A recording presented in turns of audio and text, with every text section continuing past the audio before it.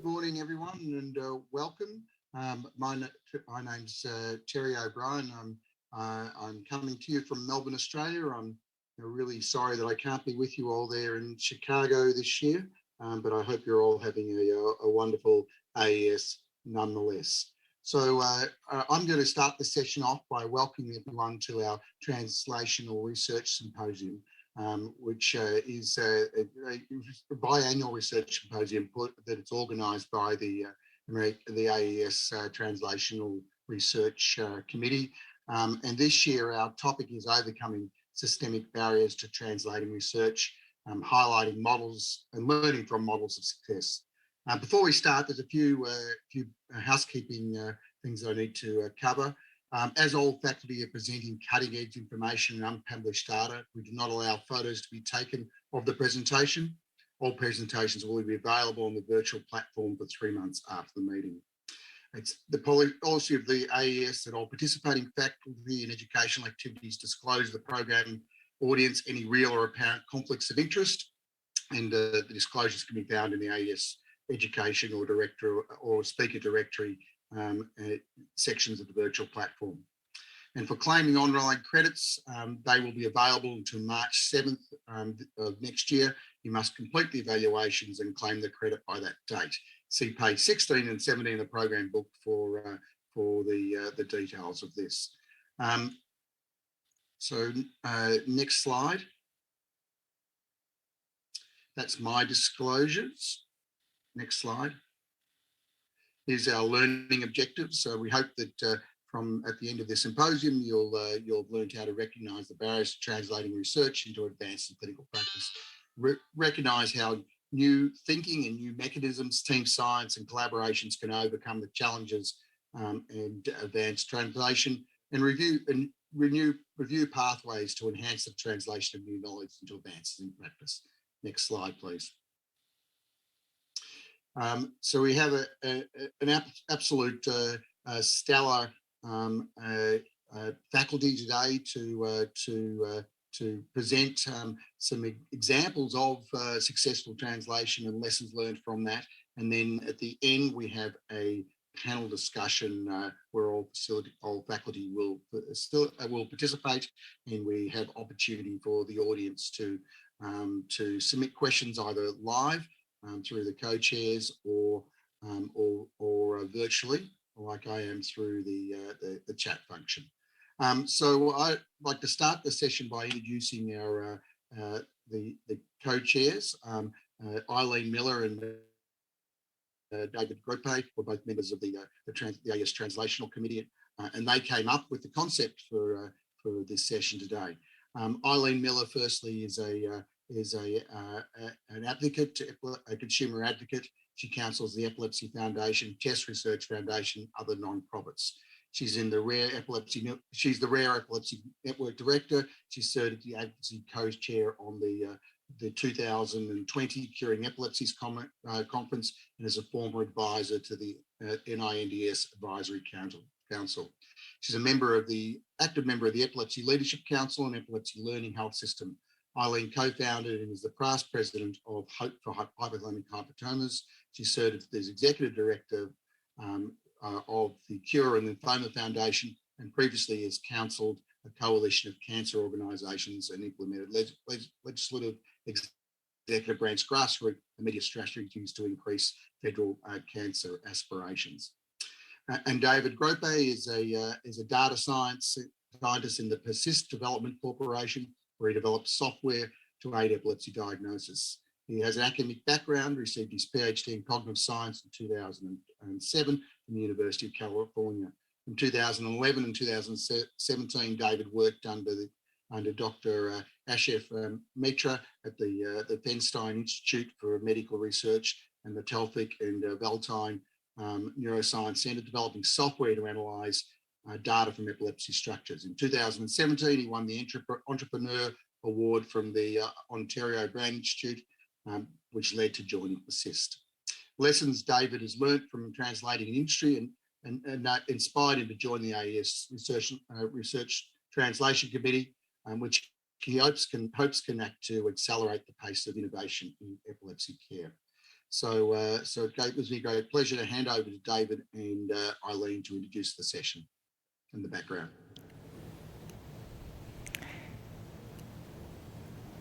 Great. Thank you so much to Terry for both having David and I here today, as well as to the committee itself for inviting a non-clinician and researcher.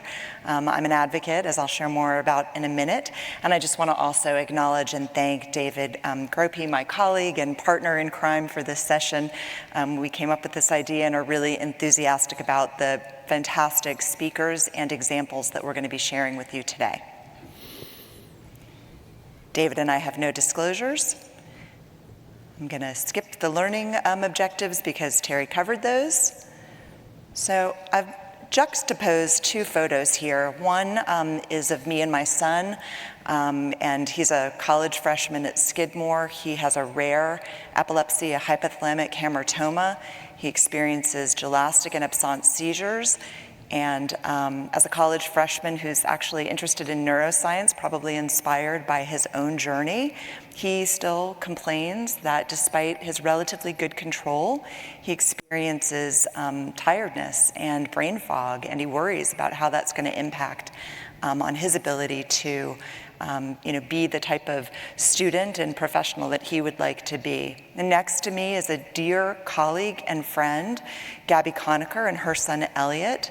Elliot is nonverbal, he's non-ambulatory. He's living with another rare epilepsy, SCN8A, and has severe seizures and many other impacts since a very early age.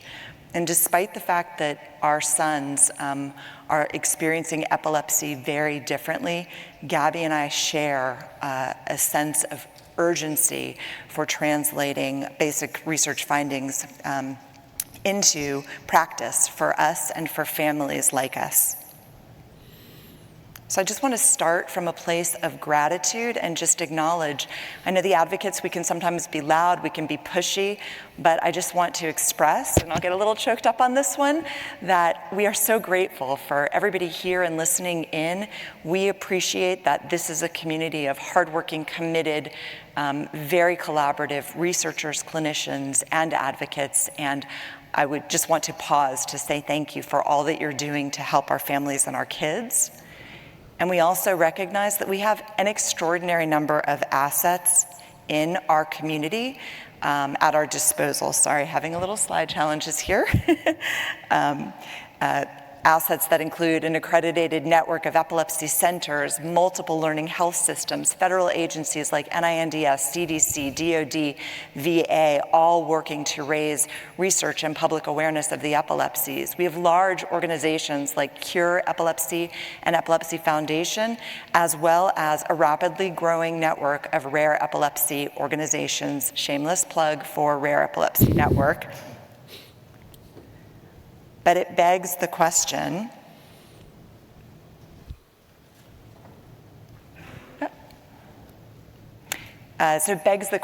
why did Eric Marsh, co-chair of the 2021 Curing Epilepsies Conference, draw the conclusion, as many advocates and researchers have, that there has not been significant changes to prognosis, treatment, or outcomes for patients? And if you've not listened to the conference, the Curing the Epilepsy Conference, or read the benchmarks, I urge you to do so. So to be clear, I'm not here to alienate you, the very people in the seizure trenches, but to ask you to consider with me why. And a few whys that came out of, that came out of the Curing the Epilepsy Conference from clinicians and researchers and advocates alike is that we're too siloed, the disease nosology and nomenclature of epilepsy does not align with the current reality of this disease, systematic data sharing infrastructure failures, cultural conundrum that incentivizes the me over the we and pits center against center, and the absence of a comprehensive national strategic plan.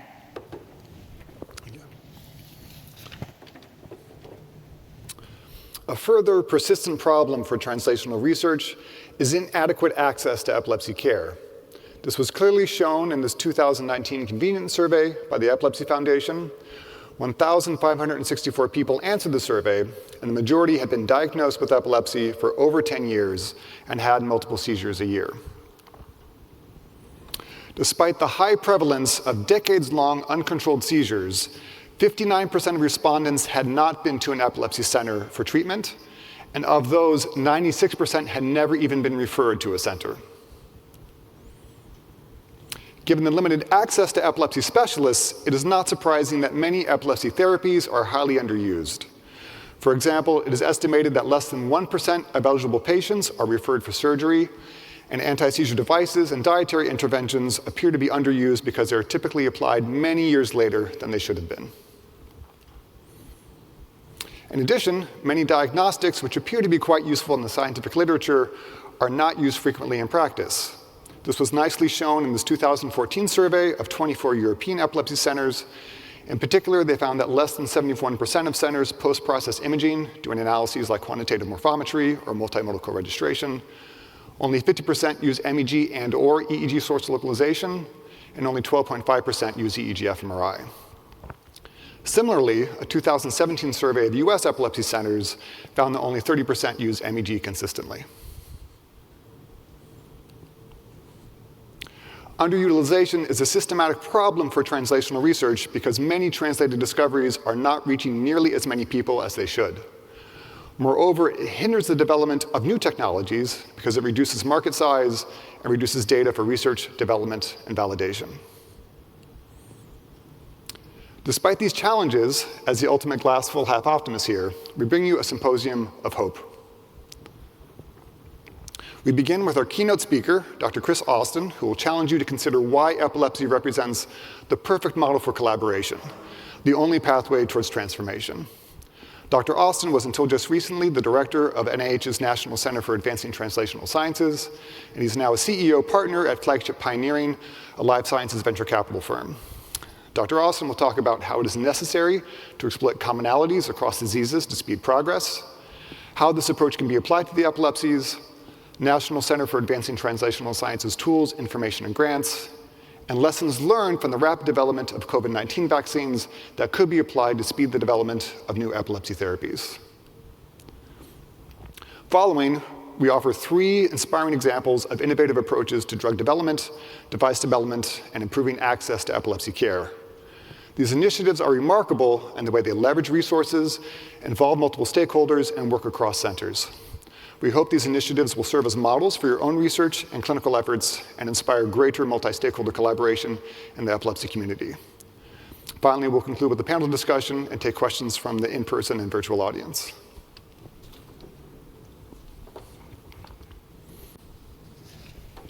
So as many advocates have shared, time is brain, it's memory, it's speech, it's movement, it's cognition, it's so much more. It's lost potential in lives. It's a luxury our families don't have. We sincerely hope that you're inspired today by our speakers to follow their example and help break down those silos. It is my sincere pleasure to introduce Dr. Chris Austin. I believe we'll be putting up his slide. And I want to welcome him. He's joining us virtually from Boston. As has been previously mentioned, Dr. Austin was the former director of NCATs. He's a CEO partner at Flagship Pioneering in Cambridge, Massachusetts. In that role, he serves as CEO of one of the Flagship's franchise companies and advises on the operation and creation of other Flagship entities.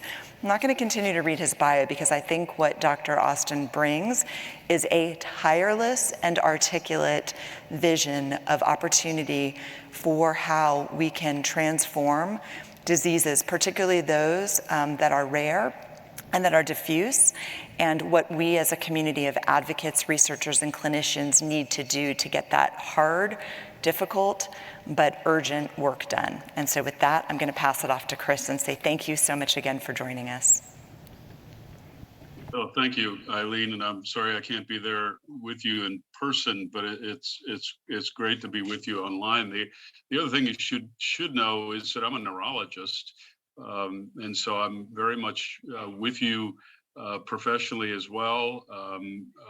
Don't take care of patients anymore, given my other responsibilities, but But I'm also a geneticist by training and a drug developer and a translational scientist. And so really feel myself part of your community. Used to go to the AES meetings all the time. Haven't been in a couple of years, but I hope that happens again. So let's dive right in. What I'm going to try to do is really, I'm not going to talk much about epilepsy at all. It feels like building, bringing coals to Newcastle, and there's lots of other people who will give you insights in the epilepsies particularly. What I'd like to do is put the issues that you're dealing with, that you just heard articulated so well, into context, and perhaps point to some possible directions that you could consider going in, that I think and my experience have been helpful for others, other diseases and other fields. So next slide. So this is the oh, sorry, nothing to disclose. Next one. I think you have the learning objectives already. So let's go to the next one. So this is the problem that you just heard described with epilepsy, and it is, in my mind, the major issue for our times in bioscience. That is that during our professional lifetimes, mine included, science, which is on the left side here, represented by the human genome and iPS cells differentiating into neurons and putting their processes out. Science has been absolutely transformed in the last 30, 35 years. Things that were science fiction when all of us were in training are now routine issues in the lab that graduate students or even undergraduate or high school students do.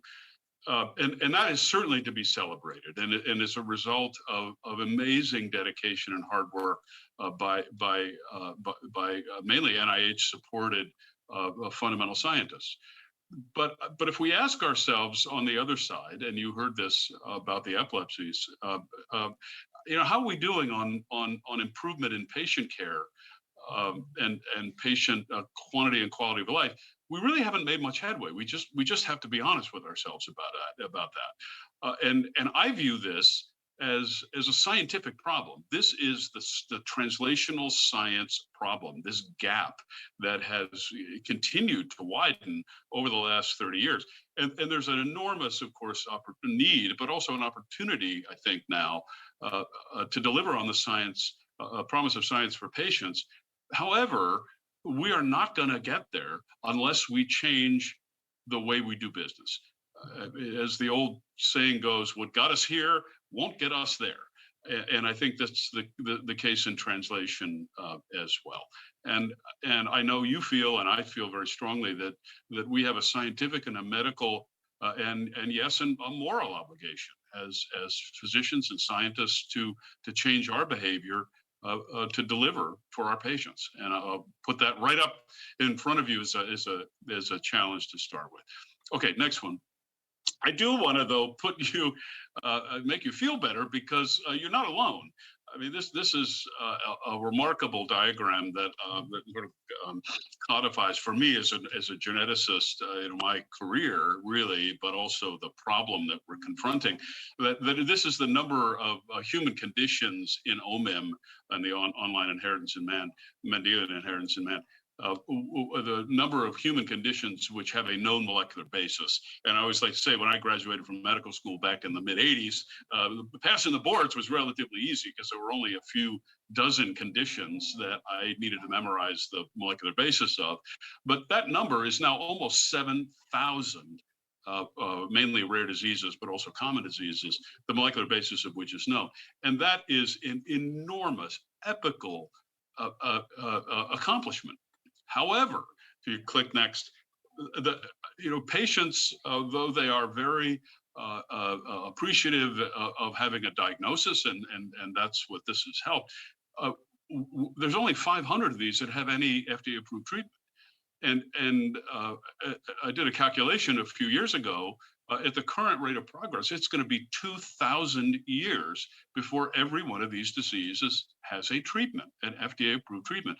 And if there's any number which tells you that we cannot simply continue doing the same thing and expecting that result and thinking that that result is adequate, then that number should tell you that. And it's what it indicates is that a little, 10% improvement isn't going to do it. We have to think about wholesale ways to do our business differently than we have before, and we have the opportunity to do that. We never had the science to do that before, but we do now. So the need is great, the opportunity is great. So next one. So you probably all know, I've been at Flagship now for about 6 months. I won't talk about that much, though I'd be glad to talk about it at the panel discussion. I decided to come here both because the team at NCATS is so fantastic now. I felt I could depart. But I also was as committed to bringing true treatments to patients through the work of the biotech and pharma industries, where this therapeutic development actually goes on for the most part. But I'm going to talk mainly about NCATS today because I think it's most relevant. So if you haven't caught up with NCATS, the NCATS mission is to drive technologies that allow more treatments to be developed and delivered to patients more quickly. It's as simple as that. Increase the velocity of the translational process. And there's all kinds of things that NCATS does to support that. If you haven't been to the website or go to the Office of Rare Diseases site or talk to folks there, please do. Go to the next one. I want you to know how I talk about this, and I still talk about this this way now that I'm at Flagship. In my mind, rare diseases are a public health issue. And the data support this. This is not the way they have been traditionally thought of. But if we're going to change the funding and the attention that needs to be paid to the individual disorders that make up the epilepsies, and many of them are rare, as you know, not all, then we have to come to grips with this. And as I just mentioned, there's about 7,000 of these. They altogether make up about the same number of people in the U.S. population as diabetes does, so it's very common. But inordinately high costs in medical care, both direct and indirect. Accurate diagnosis takes many years. I mentioned about how few have treatment. So the approach to this really, and I think this is the case in the epilepsies as well. This is the first time I'll mention that I think the epilepsies are a perfect a case for applying some of the new approaches that multiplex treatment development, diagnosis and treatment development. We've multiplexed everything else in biology, but we have not done that in developing treatments for the most part. So if you go to the next one. So I want to bring your attention to this. It's quite an extraordinary document that came out from the EveryLife Foundation. There's a nonprofit foundation that advocates for rare diseases earlier in the year. That they did an analysis of the cost of rare diseases, both direct medical costs and indirect costs, loss of productivity, et cetera, including in the family. And the numbers are just staggering. That is, the economic burden of rare diseases was almost $1 trillion in 2019. And by comparison, the cost of Alzheimer's disease, which we appropriately hear so much about, is $305 billion in the same year. So the costs of rare diseases, including the epilepsies, and you all know why, are disproportionately high. And remarkably, in my conversations with policymakers in Washington over the 20 years I was at NIH, For the most part, they do not understand this. They understand the epilepsies and other diseases as human problems, and they certainly are that for patients and their families. But they don't understand it as a fiscal problem.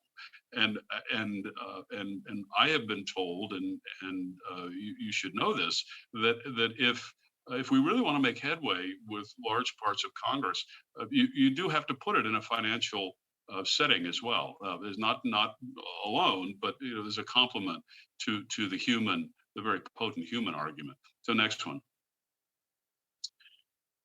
The Office of Rare Diseases Research at NCATS, I hope you view as a toolbox for you.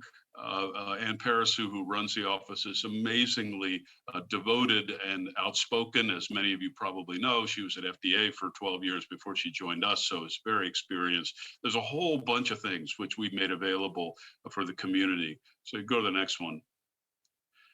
Just a couple are this one, the NCATS Toolkit for Patient-Focused Drug Development or Therapy Development. So it's for advocacy groups, particularly it's written for advocacy groups.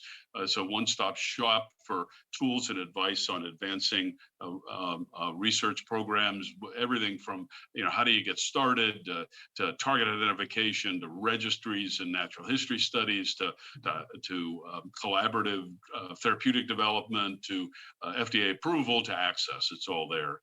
So I hope if you haven't been there, you'll take a look at that. Next one.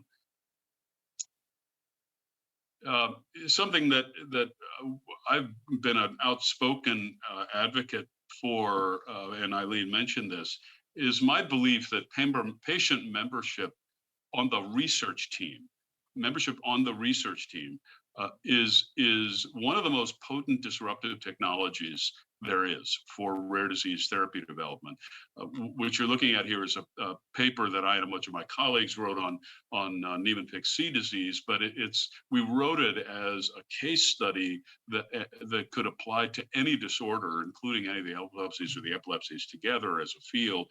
And this is just literally an example of people sitting around a table, and you can't tell who are the scientists and who are the patients in this setting, and that's on purpose. So next one. Something that I think you should think about is the Rare Disease Clinical Research Network. Many of you, at least the researchers, may know about. This is a network of consortia that's funded by a whole group of partners at NIH. NCATS is the coordinator of it, but NINDS is actually the largest single contributor of funds and program staff and consortia. But these consortia, importantly, can't work on a single disease. They have to work on a group of diseases, and of course, the epilepsies would fit that well. And they have to do natural history studies, recruitment studies, intervention trials, and you have to have at least one patient advocacy group as part of the research team in order to get funded. And so that has turned out to be a really potent model for making headway. And these are the current consortia. If you just run through these in your mind, you'll realize how many of these have epilepsy as as a feature of a number of these disorders. So the next one, the question for you all is whether you'd want to consider an epilepsies consortium in the next RDCRN competition, which will be in about 1.5 years. So next one. I just want to touch on gene-targeted diagnostics and therapeutics for a moment. And I show this as just the way that biology works as a way to make a couple of points. If you go to the next one, just click forward once. We're all used to protein and metabolite diagnoses based on detection of abnormal proteins, small molecules in a body fluid, and that's still a very potent way to do diagnosis, and certainly protein and metabolite treatments and small molecule treatments, of course, are very common, including in the epilepsies.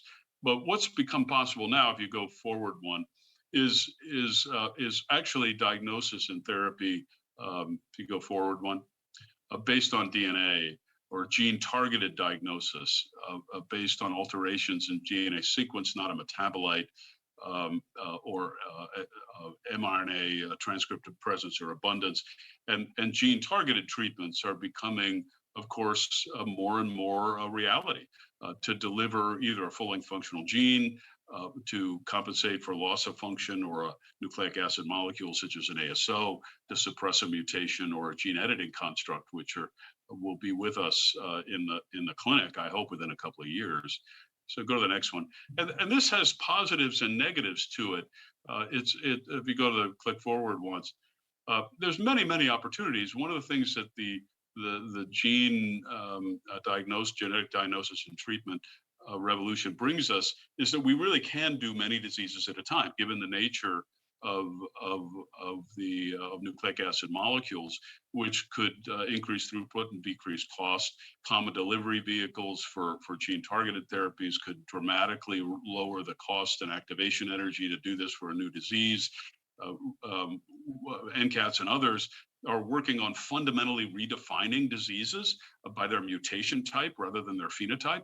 I firmly believe that the future in another 5 or 10 years at the most will be that we will ask people what kind of mutation they have, not the gene in which the mutation occurs or the phenotype it produces. And we will treat people that way, analogous to cancer treatment based on the somatic mutation rather than the organ of origin. And it's actually plausible to think about just-in-time gene therapy with regulatorily approved vectors and ASO recipes, among others. And all of this actually is going on at the NIH right now. No, and I'll come back to that in just one second. But if you click forward, the challenges are equally large. What we would want to do is establish a regulatory class effect to one or more of these molecules, and those have yet to be defined, although there are a consortium working on these. The changes are irreversible, unlike a molecule. It looks like a small molecule drug that have pharmacokinetic characteristics. If you stop taking it, the change goes away. In this case, this doesn't, and that can be good for therapy, but bad for toxicity. Off-target effects can, of course, be mutagenic. Still difficult to deliver to specific tissues or cells still. The manufacturing is a big issue. Current costs are a big issue, and reimbursement models aren't well suited. But all these things can be worked out. So if you go to the next one, NCATS started a program a few years ago called Paving the Way for Rare Disease Gene Therapies to establish a standard process for developing gene therapy using established vectors. Some of the original AAV vectors is what are used here. If you want to have a look at the site, it's on the NCATS site. But that led a few years later to the next one, to this program, which was just announced. If you click forward once, just 2 months ago, something called the Bespoke Gene Therapy Consortium, which is a very large consortium between pharma and NIH and a number of nonprofits to go forward one about what this is. It's really a revolutionary effort that grew out of conversations between my organization, NCATS, and Peter Marks at the FDA, and then brought in the FNIH and a number of pharmas and biotechs. So have a look at this. It really aims to really revolutionize and democratize genetic therapies for people with, particularly with rare diseases, but for all diseases. Next one. Something I want you to know about, if you don't, just one other technical issue is something that I was privileged to do a lot of work on when I was at the NIH, are these tissue on chip or microphysiological systems technologies that allow us to develop in vitro mimics of human organ function. And this happens to be an emulate chip, but there's many companies now and academics that make these. The point here is that it allows modeling of human diseases in a way that is human-based, not based on rodents. I mean, I like, as many of you I'm sure. They've done a lot of work in mice and rats, and we've learned an enormous amount from them. But let's just face it, they're not ideal as translational preclinical models. And so this technology, if you haven't learned about it up until now, I'd urge you to do it. Go to the next one. I want to make the point that this is not only useful for studying safety and efficacy of potential therapeutics, but also to model diseases and drug efficacy. And if you look at the diseases in red here, you will see many, including tuberous sclerosis, which you'll hear about in a second, and a number of other disorders that are characterized by epilepsy used. And these are all ongoing programs that are funded by all those institutes at the NIH at the bottom. So next one. Just lastly, I just want to make an analogy to COVID-19 and how I think the world could change and has changed and needs to change for the epilepsies. That is, when COVID-19 came around, my organization, the organization that I was running at the time, took an unprecedentedly open, collaboration-based approach to COVID-19 research, even for us. NCATS is by its nature a collaborative, team-based organization. But we even pushed the envelope for us in everything we did. Go to the next one.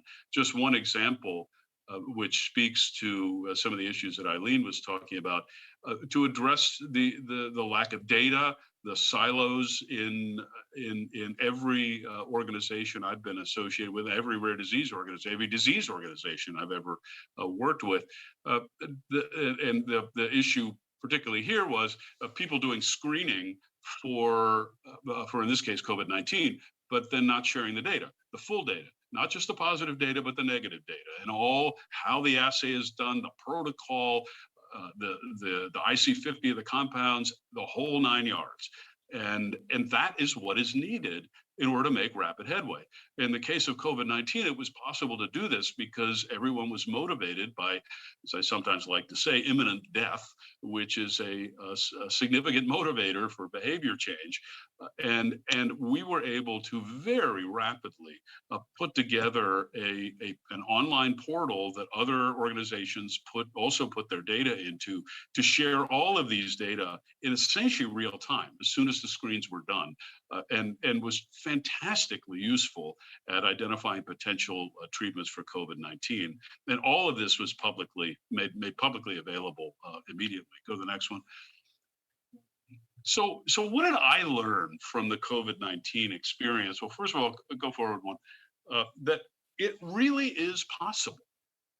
And I want you to take that away from this session. It really is possible to go from fundamental discovery to therapeutics, and in the case of COVID, vaccines, much more quickly than has historically occurred. I and everyone else appropriately bemoans how long this takes. And a lot of us have wondered how compressible is this? Well, COVID told us it's pretty compressible if we act differently. Next one. So why did this happen? Well, it's a feeling of urgency by all participants in the research system. That means not just the patients who always feel urgency, but the scientists, the doctors, policymakers, funders, everybody. And that urgency led to a recalculation of benefit risk, willingness to take more risk than normally happens. And risk often means sharing. So willingness to share based on this recalculation of benefit risk and work together, proactive collaboration among the public sector, private sector, private organizations. And it derives from a desire to share. I've spent much of my career goading people and encouraging people and paying people to work together. In this case, my phone was ringing off the hook for people who wanted to collaborate with others. I didn't have to get them to do it. It was a desire to collaborate. So next one. So what happened? Well, what happened was what I believe, and I've seen the data tell us, is a potentially self-reinforcing cycle. Because what happened was that this sharing led to increased efficiencies, which led to increased productivity, which increased the return on investment, whatever that investment is, for all parties, despite sharing. So in other words, if your productivity goes up fourfold and you have to share with another organization, your individual productivity doubles, which is what it's all about. It's what we all want. So next one. It's important to know, though, that this is not going to happen by itself in the epilepsies. The conditions, including some of the regulatory policy exemptions, funding, et cetera, are not going to continue without proactive steps. Next one. But why do I think this is such an important thing for the epilepsies? Well, there's two issues, really. One is that it is possible to do it. And secondly, it is, if I just might put it rather boldly for a moment, we all know what happened in COVID. If we don't do for the epilepsies what we did for COVID, we are tacitly admitting that patients with the epilepsies' lives are less important than those with COVID. And I know none of us believes that. But if we don't believe it, we need to act as if we don't believe it. And the good thing about the epilepsies is that they have many different causes, as you know as well as I do, but they all lead to a similar phenotype with lots of other varying features. And that is an ideal setting for science. This is how we make headway. There are a lot of other diseases that are not so fortunate, if I could use that word. Making an ideal application for this many diseases at a time approach by identification of shared etiologies among these disorders. Next one. Now, it would require the kind of focus on commonality and urgency and teamwork that characterize the COVID-19 response. But it has the potential for similarly outsized progress that benefits everybody. Everybody in the ecosystem benefits from increased productivity. Next one. And lastly, I would just leave you with the fact that it's very clear that in everything I've done, and I believe this in the epilepsies as well, that productivity is directly proportional to the diversity of the research team. And this is going to require different specialties of scientists, different specialties of physicians, patients to work together as a team and expand the scope, the potential, the success of this research with this 1 + 1 = 3 mindset. I think, unfortunately, as human beings, it is baked into our temporal lobes and our parietal lobes and our frontal lobes, for that matter, that 1 + 1 = 1.5. That this is a zero-sum game. It's not. If we develop a 1 + 1 = 3 attitude, which actually is, in my experience, how this process can work and does work in the right circumstances, then I think that can really be transformational and deliver on the science, on the promise of science for epilepsy patients. And I know that's why we're all here. So that's all I have for now. I'll go to the next one, and I look forward to seeing you in the panel. Just want to thank Dr. Austin. Your remarks, your passion, your pushing, and I've been emailing with Dr. Austin offline and just saying, please help us as a community take the advantage that we have in a spectrum disorder to make change for families like mine and family like Gabby's. So thank you again for taking the time and for being with us today. It is my sincere pleasure now to introduce the first of our 3 panelists. Steve Roberts is the Chief Scientific Officer who leads the development and execution of the TSC Alliance's research strategy through partnerships and conversations with stakeholders, including individuals and families affected by TSC or tuberous sclerosis complex, basic and clinical researchers in academia and industry, healthcare providers, government agencies, and other nonprofit organizations. And what I also just want to add about Steve is that Not only is he a researcher, he's got a background coming from industry, but he is really the consummate collaborator. He is the first person to raise his hand among the advocacy organizations to mentor those of us that are not scientists, to explain things in a way that we can understand it, and to push for collaboration. So I'm super excited for him to share an example today of how collaboration and team science can help advance one of our many rare and other types of epilepsies. Thank you, Steve.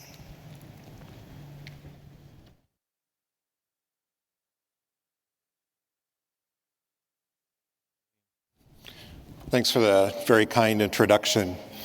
I want to thank you for thinking of me to be included on this panel, for David and Terry, and of course for AES for allowing me to be a part of this.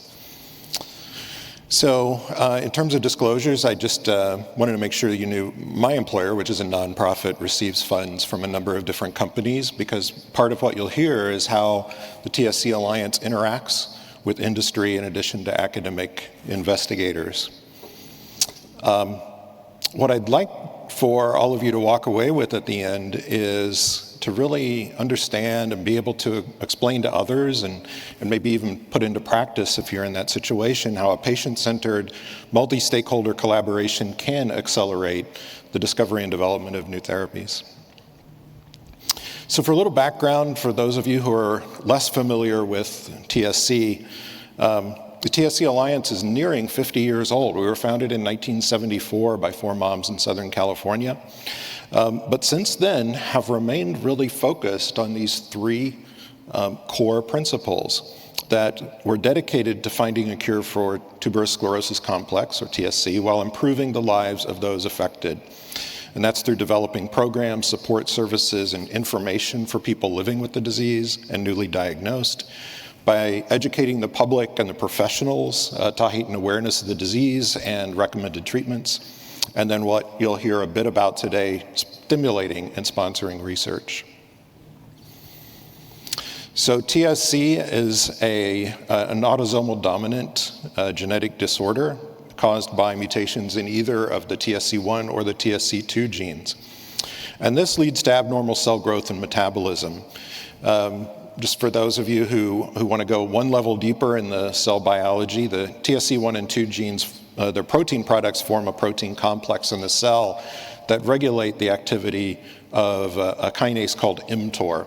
mTOR is a central regulating, very highly conserved enzyme in terms of cell growth and metabolism. And so some of the consequences in TSC that we commonly see are neurological manifestations, including epilepsy, and what we call TSC-associated neuropsychiatric disorders, which include a wide spectrum of things like autism, learning disabilities, sleep disorders, behavioral issues and control, and others. It also leads to non-cancerous tumors in vital organs. So these include the brain, the kidney, the heart, the lung, the skin, and sometimes some others. The best estimates we have of its incidence are 1 in 6,000 live births. So we estimate a prevalence of about 50,000 people in the US and about 1 million or a little bit more worldwide. And it's really one of the leading genetic causes of both epilepsy and autism. So to put in a perspective, again, many of you may be aware of this, but epilepsy is both common and severe in TSC. It occurs in about 85% of people with TSC, and this speaks to the diversity and the difference of this disease from person to person, which could be the subject of many other talks. But the age of seizure onset is within the first year of life in the majority of people who will develop epilepsy with TSC. And infantile spasms occur in about 1/3 of these cases. Multiple seizure types occur in about half of people with TSC, including both focal and generalized seizures, but focal lesions, and if you're familiar with the pathobiology of TSC, you'll understand why the focal seizures are often very common. And about 2/3 of those, even today, as far as our current estimates go, who are treated for their epilepsy are still refractory. They're not completely controlled. And what we also know is that refractory seizures and early age of onset of epilepsy are strongly associated with poor cognitive outcomes, which then lead to lifelong issues. So the TSC Alliance, in terms of our stimulating and sponsoring research, has been doing so for a long time. Back in 1984, when the organization was 10 years old, we awarded our first research grant.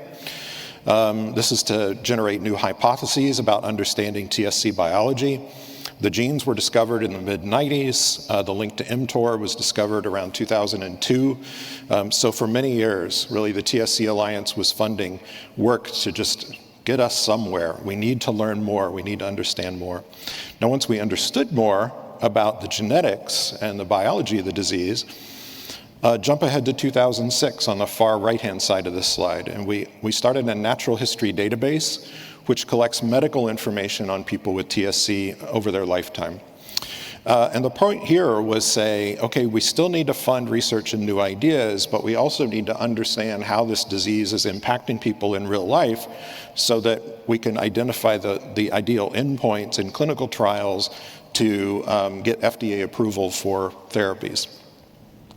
So the natural history database is still going. We have over 2,300 people enrolled. We collect medical data at 16 different clinics around the country, as well as the TSC Alliance is now a site ourselves and can consent and enroll people into the database.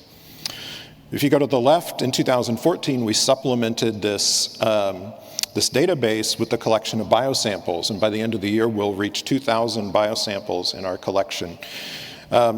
Most of these are blood, so we have plasma, white blood cells. Of course, then you can get DNA, RNA, proteins, et cetera, from those. We also have well over 100 tissue samples, most of those historical rather than prospectively collected, but we still have an ongoing prospective collection of tissues. And we share these samples with both academia and industry researchers.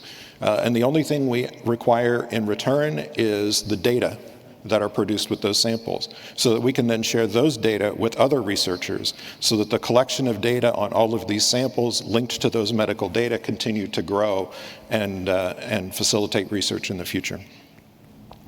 In the middle, the Clinical Research Consortium was founded in 2012. This is something, clinical research is still, even with our growing budget, is still too much for us to fund clinical studies alone. So this is done in partnership with, at the beginning, 5 of our leading TSC clinics, and is now expanded to 13 in the last study, the last trial that has been run and is still ongoing. They've done NIH-funded and now an FDA-funded study totaling well over $35 million worth in just competitive grant funding, leading to some really exciting trials that, unfortunately, I don't have time to talk about today. But I'll spend the rest of the talk on the piece under the orange bar, the Preclinical Consortium. The TSC Alliance founded this back in 2016. And as you can imagine, the gap between hypothesis generation and getting things into clinical trials and then into the hands of patients is a big one.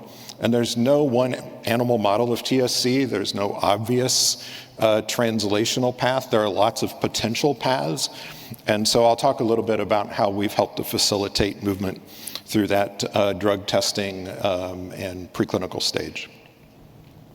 So the Preclinical Consortium was designed to facilitate drug discovery and development in a collaborative way and to test in standardized way in the most translatable, based on the data we know now, and robust and reproducible animal models we have available. Now we're growing and really want to focus on the cell-based models. You heard from Chris Austin the value of human cells, and I think that together with human and with animal data, you really get that robust package. You want to see the efficacy on the human cells to understand the local concentrations you're going to need to have an effect. Animals are good for that whole body pharmacokinetic, pharmacodynamic relationship to understand how dosing animals reaches those necessary concentrations at the location of interest. And together that helps you form a strong clinical plan for testing in humans. So the consortium, in a general sense, is designed to take things from an idea through some cell-based studies as necessary, some key animal models as necessary, and translate that then to clinical trials, perhaps through our clinical research consortium. We started with models of epilepsy and tumor growth, which are both very robust and reproducible. And we really have a gap, though, in the neuropsychiatric issues. And that's no surprise to anybody who's worked in the autism or other neuropsychiatric fields. It's really tough to model, even in a rodent, the disease aspects and pathology that are going on in human neuropsychiatric issues. So we see that as a gap. So of course this is AES. I'll focus on the epilepsy side of the story. What we did in 2015 was get together with a group of investigators, mostly academia, some industry, and talk about the data from the different models that have been used since the early 2000s to study epilepsy and TSC. There's lots of different ways to do it. There's no one model of TSC that models all aspects of the disease, and so they're all just a little bit different. But we knew that the model that Mike Wong developed at Washington University with his collaborators there and collaborators in Boston was very robust and reproducible and translatable in the sense that mTOR inhibitors, vigabatrin, had good effect in the mouse models and good effects in human beings. And some of the like very early anti-seizure medications that don't work so well in TSC also don't work so well in his mice. So we focused on this as the animal model. Now, to be able to engage academia and industry alike, we knew it would be faster and perhaps more reproducible to transfer these animals to a contract research organization whose sole focus is, rather than publication and training, which are all necessary, but when you need a really reproducible system, going to a CRO where that's their job is to deliver accurate results in the same way every time. And this has worked really well. We reproduced the published work on the first experiment. Again, it's a very reproducible model. Developed our standard protocol, and I won't go through the data on here. They're both old and simply repeating what's been seen in the literature. But that's the first thing we had to do, right, before getting started in testing compounds. The other thing is the rules of engagement with academia and industry are different. We've heard a little bit about that, I think, from Eileen earlier. The incentives, but not just the incentives, but the rewards, what does that look like are different, and then the legal needs.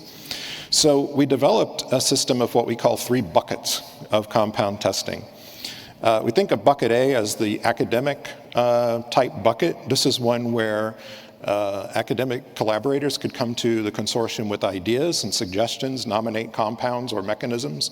We have a steering committee consisting of both academic and industry researchers and patient participants. We heard about that earlier too, I think from Chris Austin's talk. So they're all in on the discussion, and then we prioritize those, and then the TSC Alliance pays for it. We pay for those studies, and we share the data with the members of the consortium. Now, the PI who nominates it is still the lead person. They lead the next steps, they lead the publication, et cetera. But if the TSC Alliance is paying for it, we're sharing the data. If you go down to bucket C, we think of this as the company or the confidential bucket. So in this case, coming from industry, I understand that at least the way the process is structured now, companies really need to own their data in most cases, or at least want to own their data, and not commit up front to necessarily having to share it. It doesn't mean they won't. We've had many of our company members publish or share their data in discussions with our other consortium members, but they don't have to. And that enables them to be able to test compounds. So they pay the fully loaded cost. We've already negotiated with the institutions that develop the animals to get a license fee. We pass that through to the companies, and the TSC Alliance gets a little overhead for helping facilitate this process too. But by paying all those costs, they own all the data. And then there's an in-between with bucket B where there's a pre-negotiated escrow period, and we can cost share because TSC Alliance is willing to cost share if the data will be made available at a defined time, if companies are willing to co-share the cost. So I won't go through this in detail. We've tested a total of 57 compounds, most in epilepsy models, some in tumor models. The ones you see here, the ones in blue, are ones that the TSC Alliance funded. Some of the companies, as I mentioned, have been very open about what they've tested, and those are listed on here too. Many of the mechanisms, not surprisingly, are in or around the mTOR pathway, but we've also tested some other things that are different mechanisms, different ways of impacting cell proliferation or survival, especially in tumor growth or cell metabolism, of course. And as some examples of impact, there are 3 listed on this slide. I'll focus on the top 2. One is an example of a TSC Alliance funded study where an investigator came to us with an idea, said MEK inhibition might be valuable in TSC because the activity of the MEK pathway is elevated in cells in animal models of TSC and in human tissues as well. So we ran that, saw a dose response of this inhibitor. There are lots of MEK inhibitors. We picked one that was very brain permeant, obviously, because of epilepsy. And so now we're working on a clinical path forward, both with industry and with our Clinical Research Consortium, and may even have an IND sometime next year. Company number 1 that I mentioned nominated a compound and paid for this. They're a very small company. One new mechanism of action, a very early stage compound, got a positive result. This in turn allowed them to go back and raise additional venture capital, some non-dilutive funding as well. They've then run a number of experiments and done essentially lead development with the TSC Alliance over the last couple of years, and also hope to have an IND in place next year. So really I'm going to well, I guess I have a concluding slide next, but I wanted to make sure to make you aware of the people, some of the people who have been involved in this. The slide was made a few weeks ago, so it's a little bit out of date. Some people change companies or come and go, but it gives you the sense of this collaboration, especially on our steering committee, of nonprofits, bringing the patient voice, academic investigators from both the epilepsy and also the tumor aspects of TSC, the involvement of pharma and of academic researchers, and then the contract research groups that we work with. Of course, Van Andel Research Institute is a nonprofit. They help breed some of the animals especially for the tumor models. Steve Leiser just recently left Psychogenics, but we still partner with Psychogenics on the epilepsy, execution of the epilepsy models. And Poursault in France we use for doing some testing on a different tumor model from the one at Van Andel Institute. And of course, we depend on advice from really those who are experts in TSC clinical understanding and preclinical research and basic research that form our working groups. So to summarize, I think what I'd really love for you to walk away with are these concepts that patient advocacy organizations really can catalyze the discovery and development of new therapies by convening, right? Getting the necessary partners together, driving data-driven discussions, not opinion-driven discussions, and having representatives of all stakeholder groups. So that includes patients, it includes industry, it includes academia.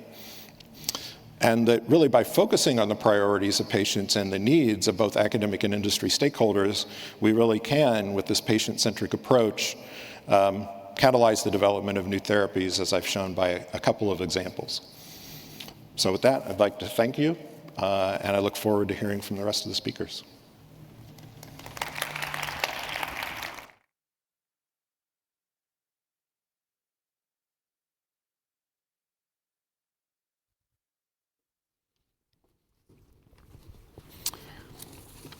So it's my honor to introduce our next speaker, Greg Roel.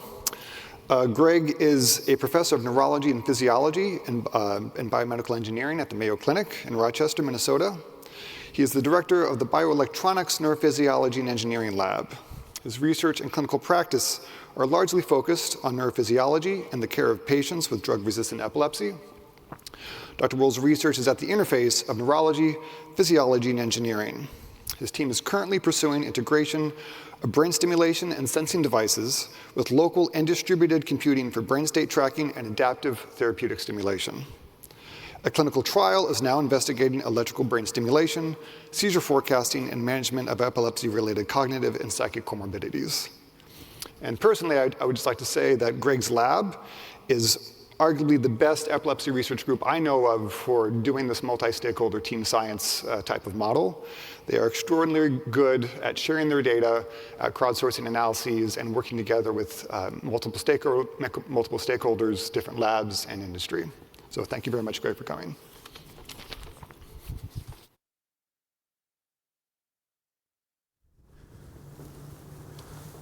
Well, first, thank you to the organizers for having me, and it's really been, I've already learned a lot actually in the first three talks from Eileen, David, and Chris Austin and Steve Roberts. It's really interesting. It's interesting to me how much overlap and common themes there are in drug development and device development, because I'm going to change the direction here and talk about device development. So these are my disclosures, and primarily what I'll talk about is the effort that was supported by NIH and the NIH Brain Initiative, the public-private partnership, which I think has really been transformative for device development and accelerating the devices. I'll talk about the learning objectives, and we'll come back to these, but they're really the gaps, the current unmet needs for patients that actually get brain stimulation devices, some things that we've experienced in the translation of neurotechnology, and then this idea of public-private partnerships, which has, again, really been accelerated by the National Institutes of Health Brain Initiative. So this is kind of a busy slide, but I'll step through it because some of this I won't spend any more time on, but it's all important. Like I mentioned, the gaps and the idea that we're putting devices in patients, many neurologic diseases and in epilepsy, there are class 1 evidence for the efficacy, and there's this opportunity to add to that this scientific payload. And this is an idea that Tim Dennison pushed really hard when he was at Medtronic, and I think is an incredibly valuable one for the science and the technology. Bioethics, all of this is done with very close contact with ethics, and is a very important part of the team.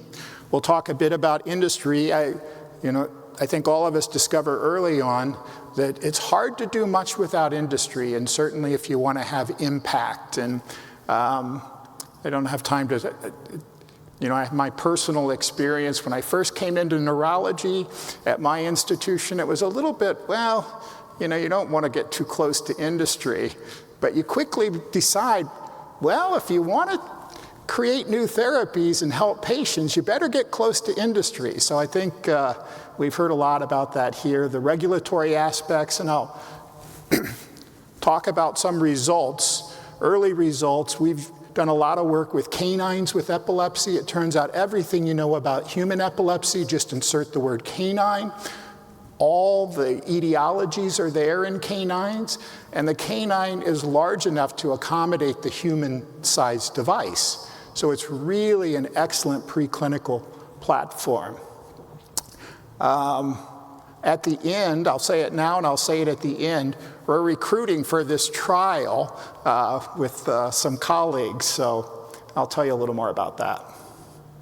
So where are we after over 20 years of electrical brain stimulation? It actually goes back further than that, of course, but we have two FDA therapies. These are largely palliative therapies, very rare to get a patient seizure-free, and therapy optimization is slow, and there's multiple reasons for that, part of which maybe the mechanisms are slow by which you do this, but a big piece we've felt is that seizure diaries are not very accurate. We know patients are not good reporters of their seizures, so to some degree you're flying blind.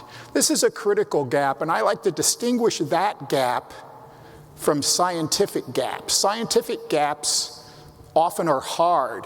I like to say, this is just, and the engineers on my team will go, what? This is just an engineering problem, meaning all the technology's there. There's no reason we shouldn't do this, but it's a gap because we can talk a lot about why it's a gap, but it shouldn't be a gap. But it's currently a gap. When I see a patient in clinic, I don't know how many seizures they've really had. I don't know if that seizure's impaired awareness. I don't know if they've had seizures at night. They do their best to tell me, but there's no reason for that gap, especially when you have a device implanted in your body and in the brain, but there is. And of course, as we've heard, epilepsy is much more than the seizures. We know even when we get patients seizure-free, often memory, mood, sleep are big comorbidities, big factors. And in the future, we might be able to target these additional networks that underlie these comorbidities. Some recent data, and I'll tell you a little more about that there are cycles of seizure risk. We've learned over the last 15 years, seizures are hard to stop once they start. So this idea, if you can track seizure risk, identify periods of increased seizure probability, you could possibly treat that with drugs or with electrical stimulation. We're not there yet, but I think it's an important idea. So we brought all of these gaps together into this idea of a brain coprocessor. And we're not the only ones thinking about this, but the idea is if you have a device that's implanted that can pull the data from the brain, sensing data, local field potentials, onto a handheld device, what happens then? Medical electronics moves incredibly slow. What I've just talked about in the previous slides, that's an arc of 25 years. Why does it take 25 years? Well, again, that's another long talk, and there's lots of reasons for it. But if you can pull this data off the device onto a handheld and into the cloud, now you're moving at the speed of commercial electronics. And I don't think there's anything in the world that moves faster than commercial electronics, just in terms of computational power. So that was a simple idea, and I think an important one. You need a device. And what I'll tell you about today, this doesn't have to be a Medtronic device, but it's currently the only device that's out there that can do this. This is a 16-channel stimulation device, 4 leads, so you can target 4 nodes in the network, and it can stream sensing data off the device onto a handheld with a proprietary Bluetooth telemetry. So you can get that on the handheld, you can close the loop, do responsive stimulation with very short latencies on the device. You can interact with the patient. So this gives us an opportunity to hear from the patient, if you will. The patient can report when they've had seizures, auras. We can interrogate their mood. We can have questionnaires that are then tied to the electrophysiology.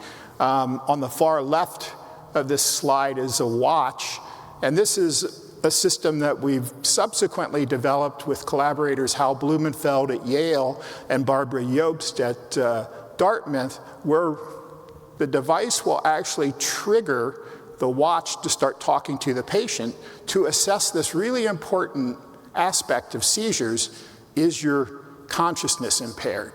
So for the first time, we would have that data as well.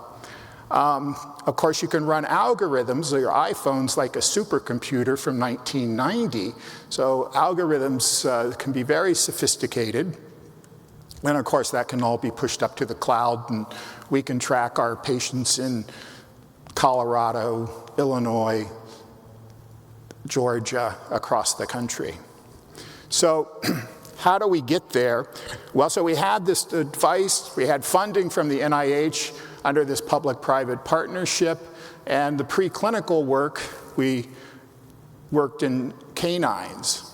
Now, we wanted to pick if you will, a canonical epilepsy, so we looked at mesial temporal lobe epilepsy. We had approved class 1 evidence for ANT stimulation. So we targeted ANT, anterior nucleus to the thalamus bilaterally, and bilateral amygdala hippocampus.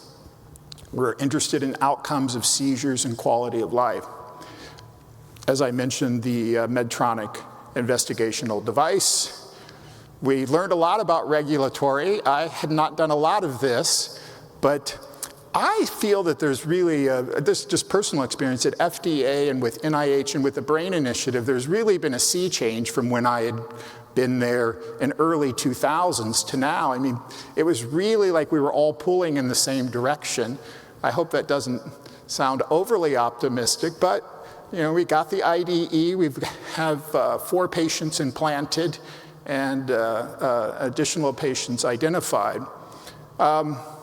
The partnership, so this is really important. So Medtronic has this fantastic technology. The cost of developing, I wish I could develop a device like that. It's enormously expensive, and Medtronic's been a good partner. We collaborated with Ned Patterson at University of Minnesota and Bev Sturgis at University of California, Davis for the canine work. And ultimately, we actually implanted pet canines with epilepsy. They went home with their owners, and that turned out to be more than we ever expected in terms of the knowledge for that use case. Suddenly, rather than the canines with epilepsy in our lab, these dogs are out living with their owners, and we learned a ton of stuff, like when the Bluetooth disconnects, it starts beeping. Well, one of the owners slept in the same room with their dog and found that highly annoying. So the use case in the canines proved to be very, very useful. We worked with Brian Litt at UPenn on the cloud infrastructure and seizure detection algorithms. So we really thought we had an excellent team here. I'm sorry. Well, that just goes too fast. Seizure detection, well, once you get this data onto the handheld, you can do some on the device for the short latency detections, but once you get the data onto the handheld, you can build extremely accurate seizure detection algorithms. And this is work of Vladimir Sladky and Philip Milvet and Václav Krimin, Ben Brinkman, Steve Baldessano, and Brian Litt's lab. A big effort around seizure detection, and that list on the far right, N3, N4, that's actually old NeuroVista data, and I won't go into that, but that's an old partnership back to seizure forecasting, again leveraging data that had been generated and stored and shared over the last couple of decades. And then M1 was our first patient. I'll show more data about that. And UCD 1 and 2, these are the 2 pet dogs that went home with the device. And this is just some of the performance. Far right-hand corner, you detect all the seizures. And here we know they're all the seizures because we're streaming all the data. So that's the unique piece. The device, obviously, requires a lot of energy. It has to be rechargeable. Now, what about sleep? We know sleep is important. It's a comorbidity that we wanted to track. We felt that this should be one of the scientific payloads that we're able to capture off the device. If you have electrodes in the thalamus and hippocampus, you ought to be able to stage sleep. That turns out to be true. This is work primarily with Philip Milvat, but there are a lot of Czech names in the lab, so we have a large Czech contingency. But one of the things that hadn't ever been looked at is when you're doing continuous electrical stimulation, can you still stage sleep? And the good news is even with low frequency stimulation or high frequency stimulation, you can continue to get good sleep staging. So the vision is the patient and the physician, they know over the past 24 hours how much non-REM sleep you've had, how much wake, how much REM, and how many seizures. And of course, you can track interictal spikes. This is work with Tori Marks and Nicholas Gregg in the lab, demonstrating 2 things. And again, demonstrating it in canines and in humans. The top trace there is a hippocampal tracing. I think these are both from a human.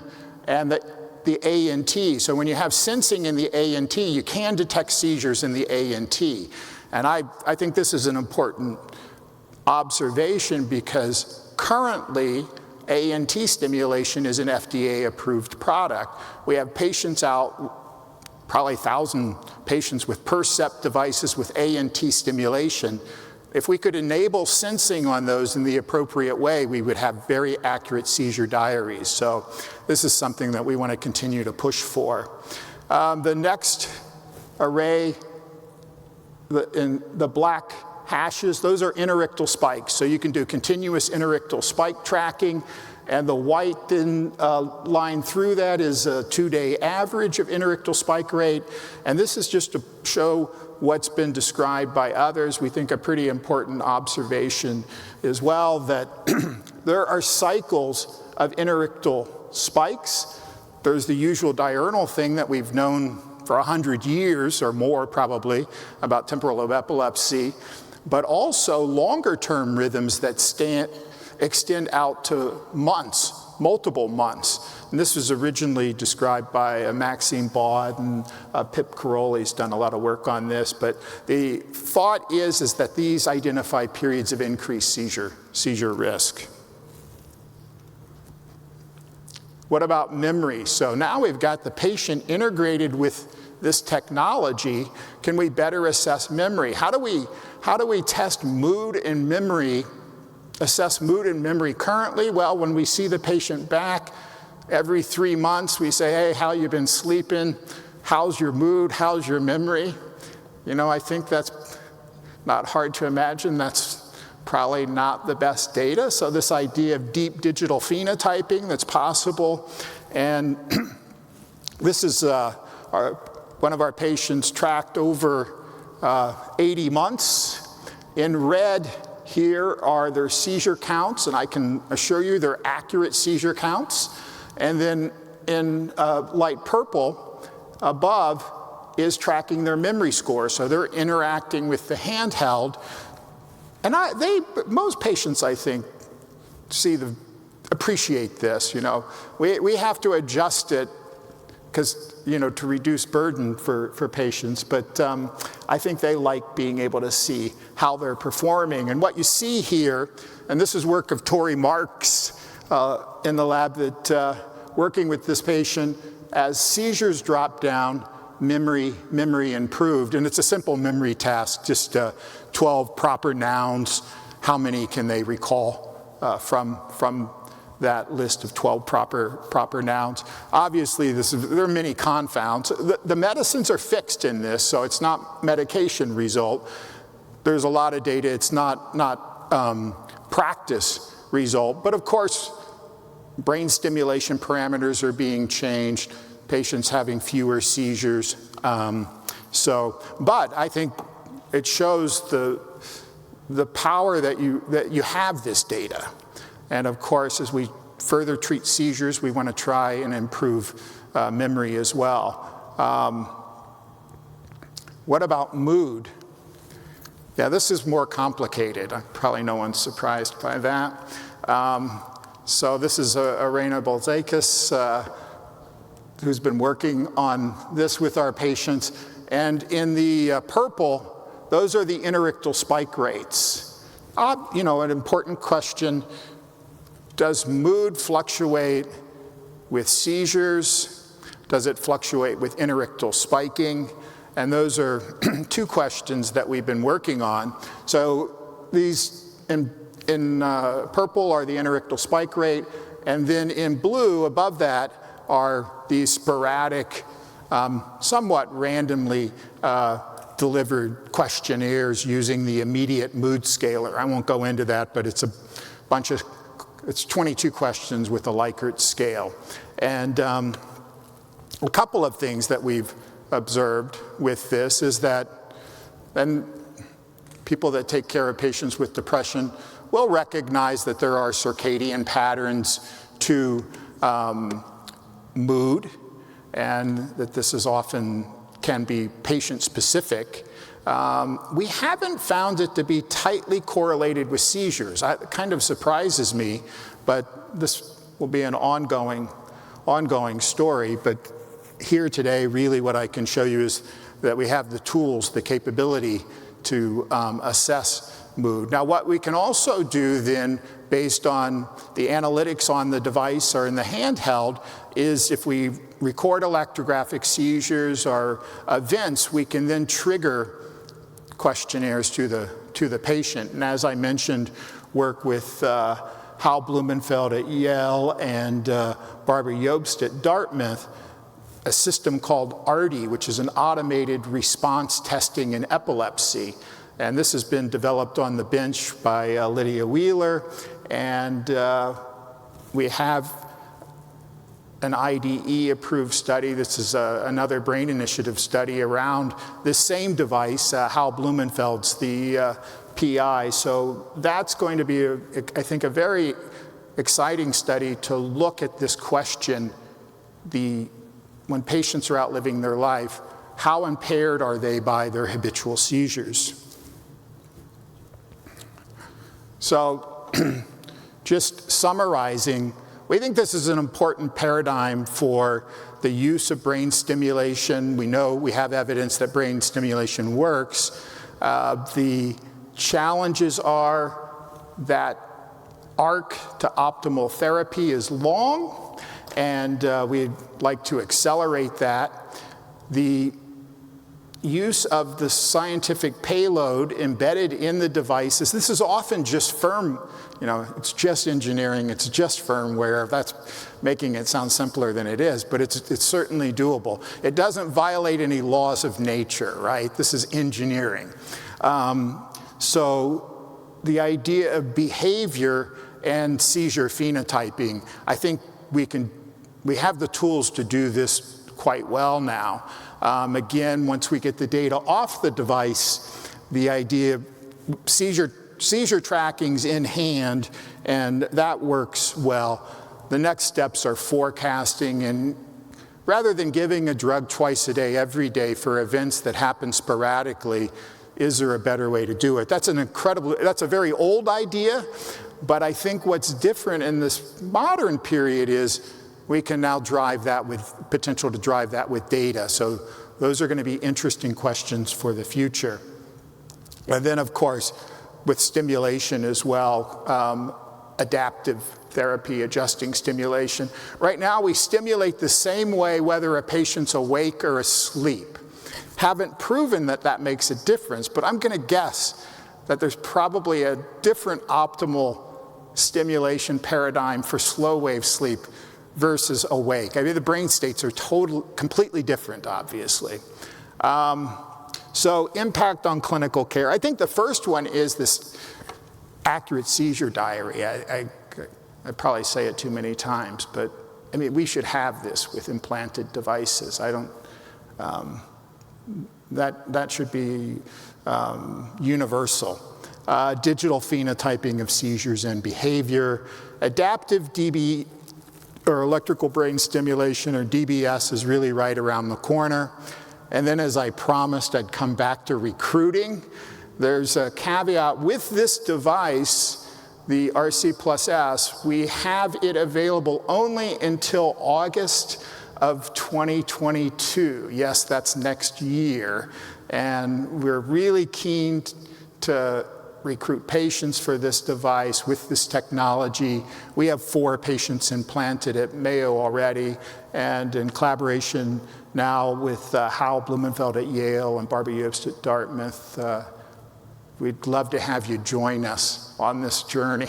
We need temporal lobe epilepsy patients. So with that, I'll end. Thank you.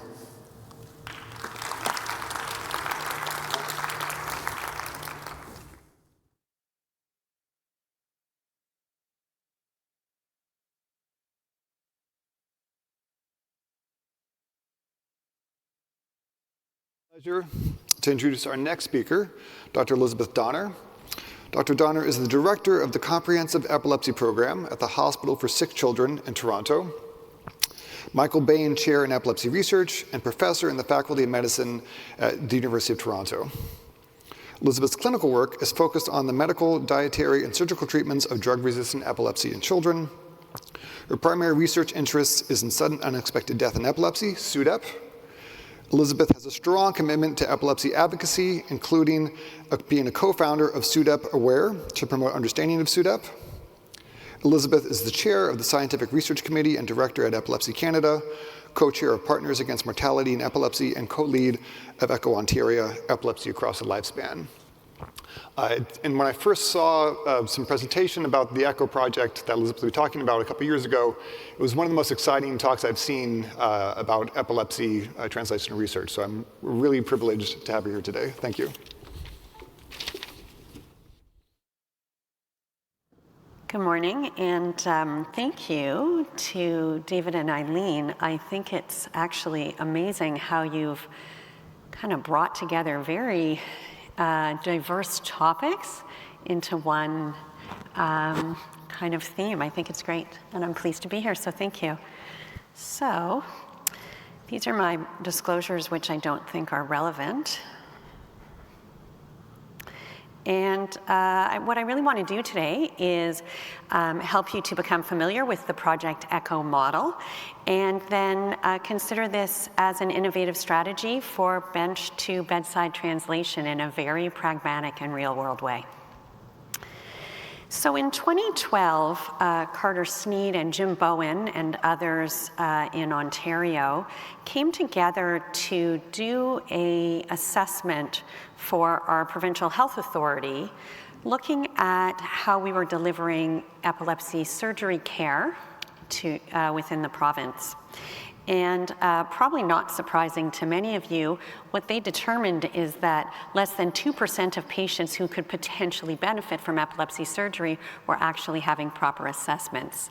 And that was in 2012, as I mentioned, and miraculously, just about 2 years later, this actually translated after some tremendous advocacy by Carter and others. This translated into an increase in services for people with epilepsy living in Ontario. There was a doubling of our epilepsy monitoring unit beds, which had a very, very significant impact, as you can imagine, on who we could evaluate for epilepsy surgery. It also led to the development of these comprehensive epilepsy programs across the province, and you can see those were kind of spread out among the province, although if you are familiar with the geography of Ontario, the density of the population lives in the southern aspect of the province, but there are still lots of people living in the more northern areas and between those regions who could have difficulty accessing care. These comprehensive epilepsy programs work in a model you're probably familiar with from your own regions, where we have epilepsy care from epileptologists, neuropsychologists, ketogenic diet teams, and pharmacists, as well as all the neurodiagnostics necessary for epilepsy surgery and really just epilepsy evaluation, including EMUs, MRIs, obviously, MEG, and PET scans. And we have integrated into this model an established link to community epilepsy agencies, ensuring that we have support beyond that we offer via social work within our own institutions, linking families and people living with epilepsy in the community. But as I mentioned, Ontario is a large province, and so there is a reasonable concern that we would have difficulty bringing this specialist care to all the people living with epilepsy across the province.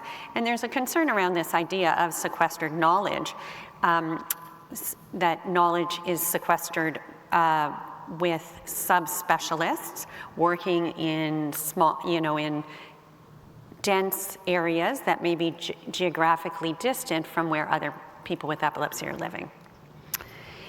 And so this led Carter and others to learn about Project ECHO. Project ECHO was started by Dr. Sanjeev Arora in New Mexico. Dr. Arora was treating patients with hepatitis C in a very large state. And he had found that patients were waiting a long time to be assessed and treated for hepatitis C because they were all waiting to see him and his colleagues in his clinic. So he started Project ECHO, which I'm going to tell you more about. But what he also did was demonstrated quite remarkably in a New England Journal of Medicine paper referenced on this slide that in fact the outcome of treatments for hepatitis C by primary care providers who were being educated through the ECHO project was equal to the outcomes of treatment for those treated by a subspecialist like him in a major urban center. And I think that's pretty remarkable. So we learned about this and thought we needed to look at this for epilepsy care delivery and epilepsy education in the province of Ontario. So what is ECHO? ECHO stands for Extending Community Healthcare Outcomes. It is not telemedicine, and I'm going to explain that to you in a few minutes. But what it does do is create a community of learning by connecting an interprofessional specialist team, which we call the Hub, with community-based healthcare providers, family doctors, nurse practitioners, physician assistants, which we call spokes. And so it builds specialty care capacity in underserved communities by empowering primary care physicians and teams to work as kind of mini specialists. And ECHO, if you're familiar with it, really is a worldwide movement. From the ECHO website, you can learn that there are 93 countries that are touched in some way by ECHO, with over 3,000 ECHO programs created worldwide. And ECHO has a mission to democratize medical knowledge and get better practice care, best practice care to underserved people all over the world. ECHO's goal is actually to touch the lives of 1 billion people by 2025, which is actually just around the corner. And ECHO uses this all teach, all learn model, which I can say as someone who has now participated in many, many ECHO sessions and ECHO opportunities actually does work. It is true that I hope that the community providers learn from me as the specialist with my experience with epilepsy, but I really learn a lot from these community providers about what it is like to treat epilepsy in communities where I don't work and where there are not specialists like me. Furthermore, the community providers learn from the other community providers about things they might be doing in their own communities. So from this, best practices really do emerge. And there is a continuum of benefits, as I've just alluded to. So because we've created these mini specialists in their own communities, patients get the right care in the right place at the right time, providers get the new knowledge they need, and they build a community of practice. We see a reduction in disparities in communities, and hopefully communities will retain providers and keep patients and practitioners local. And then system-wide, we should see an increase in access, improvement in quality of care, and reduced costs. And it was some of this kind of conceptualization that actually led the Ministry of Health in Ontario to fund a group of us to deliver epilepsy echoes in Ontario. So let me tell you a bit what that looks like. Like, what are we actually doing? So these are case-based continuing education, and they're designed for primary healthcare providers. They are delivered by Zoom. We were using ECHO with Zoom and learning all about Zoom, and I know we all knew about Zoom before, but this all precedes the pandemic. So this ECHO business doesn't really have anything to do with the pandemic, although obviously everybody's comfort level with teleconferencing has increased remarkably during the time we're living in. And echoes are focused on a specific condition or specific topic. So for example, ours is about epilepsy, Dr. Aurora is about hepatitis C. Within Ontario, we have chronic pain echoes, we have complex care for pediatrics echoes. That just gives you a flavor of that. And so each session follows quite a strict or a strict model for how we run this session, and it's actually quite effective.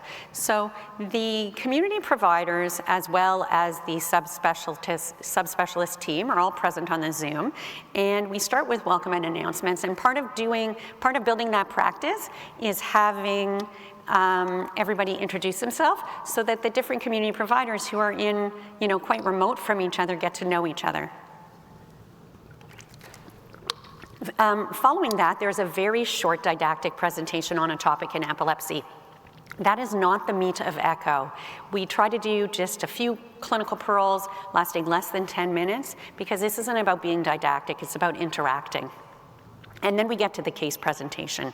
The case presentation is an anonymized real case submitted by one of our community partners. So they would, for example, I run a pediatric epilepsy echo. Someone might bring forward a child with drug-resistant epilepsy and have specific questions about how to support the family through the anxiety they're having with regards to sleeping with their kid every night. What is the next treatment choice? Should they be referred down for a surgical workup? And they'd present these 3 questions. They'd present their case, pretty high level, pretty relaxed. And then we follow up by asking the other community providers, do you have questions about this? What do you think about this? And then we end with asking the specialists, what do you think about this? And it kind of all sums up. Now, I mentioned it's not telemedicine, and the reason it's not telemedicine is that that patient that I described, if that physician refers that patient to me for a telemedicine visit, then I see the patient. The provider is in their office seeing other patients at the same time, has nothing to do with the interaction. I see the patient, and I consult with the patient and plan the next steps with that family. This is different. This is, I never see the patient. The patient is anonymized. That practitioner will go away with advice on what to do next with their patient, but all the other community providers will hear how we thought it through, how we worked it through. They will participate in how we worked it through, and hopefully, if they do it often enough, they become that mini specialist in their own community.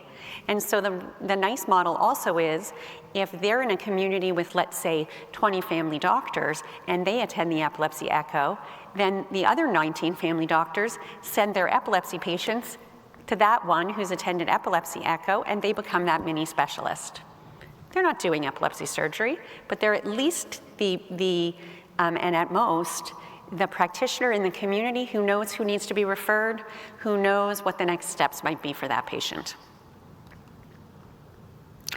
So in our epilepsy echo, we do have an interprofessional hub team. It includes the physicians, nurse practitioner, pharmacist, social worker, community epilepsy liaison, and psychology or psychiatry. And we actually work epilepsy echo in Ontario with hubs across the province, adult and pediatric hubs in our different academic health sciences centers. And each hub runs a 10-session cycle about once a year. So what that looks like is I run a pediatric epilepsy hub, and every week or 2 weeks, depending how we've chose to schedule it, Mondays at noon, we get on for 1 hour with our community partners, and we go through that quick little 10-minute didactic, and then we discuss a case. I know you can't read everything on this slide, but just to give you a flavor, and you can always look back at the slide later, to give you a flavor of what kind of curriculum we cover in our didactic presentations. And this is what it looks like. We used to get to meet in person, and then we would sit in a room, and the community providers would be in a big screen in front of us. But now, of course, we're doing everything on Zoom, so even the specialists are on Zoom, and the providers are on Zoom. And sometimes I have a Zoom screen with a lot of people on it, and it can be a bit complicated, but we're getting really good at Zoom, as we all are. So, a little tiny bit of data about our program. Since 2018, we've had, oddly, 666 unique attendees, a funny number, but over 650 unique attendees. And that's been ramping up over time. So just in the last year or so, we've had over 300 unique attendees. We have 4 different curricula that we deliver. There's the adult epilepsy and pediatric epilepsy. We also have a specific epilepsy genetics curriculum that was specifically targeted to facilitate building knowledge so practitioners can order genetic testing in patients with epilepsy. And in fact, to get genetic testing approved by the province on your patient in Ontario, you actually need to attend this epilepsy echo or be an epileptologist or a geneticist. So it's really interesting how we've worked that into the system. I think it is. And then we also have a specialized epilepsy echo for neurology trainees, where we have 68 Canadian trainees, as well as a really interesting mix of international trainees join us. And we do that separately for them because really the knowledge they're looking for is different than what primary care practitioners would be looking for. And there we have neurology residents and epilepsy fellows. We also have these kind of extra add-on experiences, immersive experiences, where if a practitioner wants, they can come to the specialist center and join us for a day or two in our seizure conferences, in our epilepsy clinics, see how a VNS works, that kind of thing. And boot camps, which are 1 to 2 day in-person, when we're allowed, learning opportunities to build community, and I think give practitioners a change of scene and a different way of learning. You can see the mix there. We predominantly have physicians in our group, among our attendees, 76% physicians, followed by nurse practitioners and registered nurses. And then among the other, we have a lot of epilepsy advocates, epilepsy educators, pharmacists, social workers, things like that. So I think that our participants have demonstrated extreme satisfaction with the experience. We do pre and post echo cycle surveys and look at that data carefully to plan our next year's programming. What we found was that 96% would recommend participation to their colleagues. 88% agreed or strongly agreed that echo improved the quality and safety of their patient care for people living with epilepsy. And 73% had shared what they had learned with a colleague. We asked participants before and after, how confident are you to do these things? And this is just an example of some of the things that we demonstrated they are significantly more confident to do. That includes differentiating seizure types, investigating the cause of seizures, diagnosing epilepsy, and selecting the appropriate medication. In addition, they tell us that they now know enough to prescribe a first anticonvulsant, determine when a patient is drug refractory, recognize and manage some common comorbidities, and serve as a local resource for your community or clinic about epilepsy. So just to close, I just want to say it does take a team to run an echo. This is to show you that there's a lot of people that need to be involved, as well as to say thank you to all my colleagues. And finally, I will conclude by saying that I hope I've shown you that Project ECHO offers a unique mechanism for translation of evidence-based care into clinical practice, and that Project ECHO is a well-accepted educational initiative by participants and has demonstrated efficacy in improving primary care physicians' epilepsy knowledge and confidence in delivering epilepsy care in their own communities. And I will leave it at that. Thank you. Sure. So I want to thank our three panelists, as well as Dr. Austin, who joined us virtually. And I appreciate we are at time, but we want to just give a few minutes to answer any questions that the audience might have. I'd encourage you, if you've got questions for any of our panelists here. Dr. Austin unfortunately had to leave, but we still have Dr. O'Brien with us virtually. Please step forward to the microphone, and we are happy to take a question from our audience. Thank you. Hi. I'm wondering if the panelists could tell us what they think the responsibility of a basic scientist is. Say we have a lead compound or a therapeutic target. Is it our job to go shop it around to pharmaceutical companies and find one that will make it into a drug? Or is that something for the patient advocacy groups to do? Just what is our responsibility beyond publishing? That's a good question. Yeah, folks are looking at me. So I would say publishing is a sure way to make it, right, broadly available, because inside companies, they'll be looking for, they'll be surveying the literature and be looking for things. I think the patient advocacy groups who have relationships with industry are, of course, you know, an outstanding place to go and can spread the word. And then, you know, I know ours is relatively sophisticated to most, but ours would be, of course, a strong place to do that, because we're always reaching out to companies with potential ideas and have already shown that we can take an academic nominated compound, get data, and then go out and start moving it forward. It's never as fast as we would like, you know, but it's possible. So I think all of those are good options. Yeah, anyone else?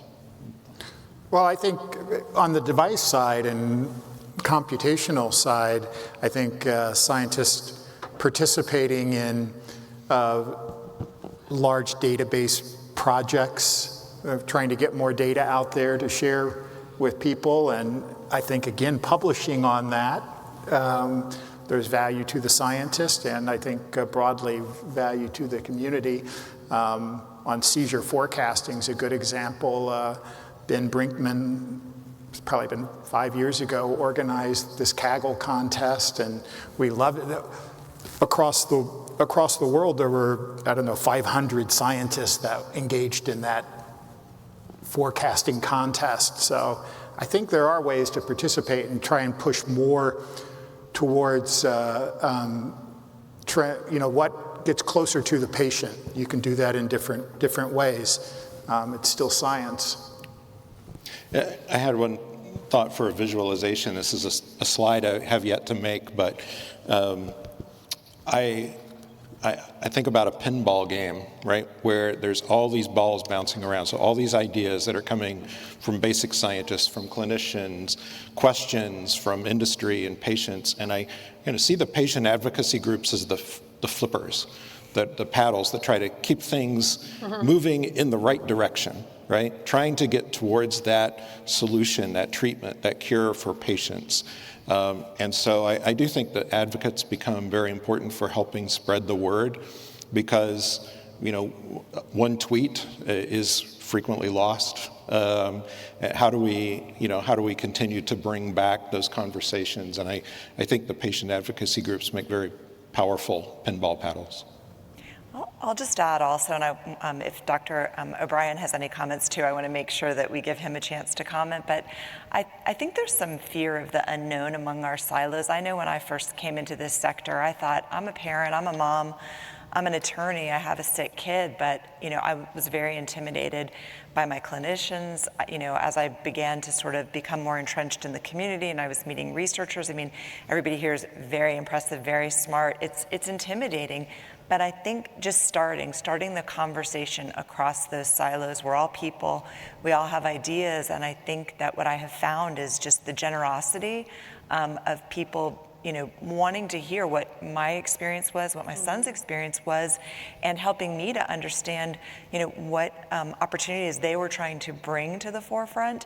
And that's where I think those wonderful collaborations, kind of building on what Steve was saying just about that, you know, kind of that pinball model, there's a role for each of us, but I think sometimes there's fear of the unknown and a reluctance to talk across, you know, kind of our different backgrounds. And so I hope one of the takeaways from this will be everybody will reach out to somebody that's maybe coming from a different perspective than your own to look for those synergies.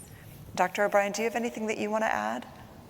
Yeah, thanks very much, Eileen. I was just going to add that I think one thing that basic scientists and translational scientists need to do earlier, they really want to translate their discoveries into new therapies, is thinking of the commercialization pathway, and in particular, protecting the intellectual property very early on. One of the pitfalls I've seen when people have tried to commercialise really exciting science, if they haven't protected intellectual property, it's very hard to get industry in investing. And if industry doesn't invest, as Greg has said in his talk, it's really hard, if not hard, to take that product through to ultimately patient care. So something I think we're all learning is is that along with publishing, they're not mutually exclusive. Think about protecting the intellectual property early on, and because it makes it much more likely that you'll be able to get partners to translate. Thank you. I see another question. Yeah, thank you. My name is Konrad Wehren from UCB, and we discussed about these topics for Steve and also with Terry, I think, in the past. I think there is also, the problem is from the industry side point of view, we are jumping very early to target identification and trying to jump into the molecular basis of disease. But often we also have to take a step back and make sure that the clinical development is feasible and that we have the endpoints ready. So there I would think that many of the advocacy groups could gear up together to make sure that we have the necessary clinical tools available that we can then do also the translation into the clinic very early on. So I think at this stage, in some areas, we are very close to great progress in some of those diseases, but in many other areas, we are still missing a lot of tools. So I think I would really ask, and that's a question for the panel in general, how can we make it possible for the DEEs to team up and come up with developments of tools and endpoints that that are patient meaningful for caregivers and bring us forward. Thank you. Thanks, Conrad. You sure you don't want to go first? Go ahead. So, yeah, great point, right? You've got to begin with the end in mind. So you've got to understand how the disease is affecting patients. The FDA, at least, and I'm sure regulators around the world are looking for treatments that impact how a patient feels, functions, or survives.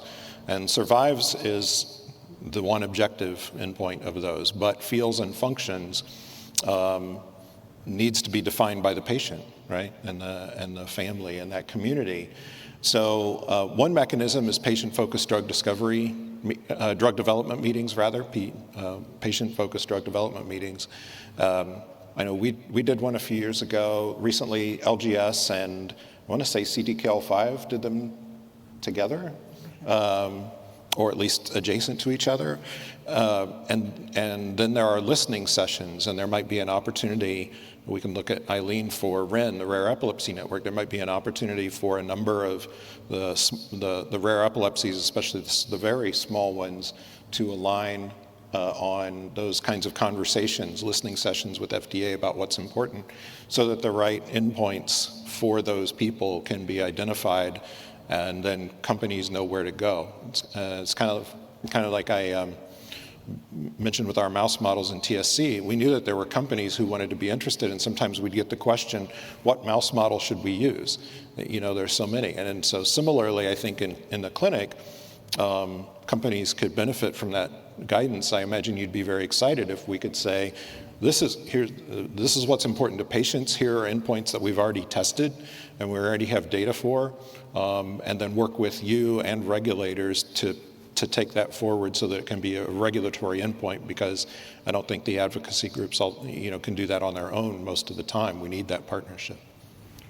Dr. Donner, did you want to add anything?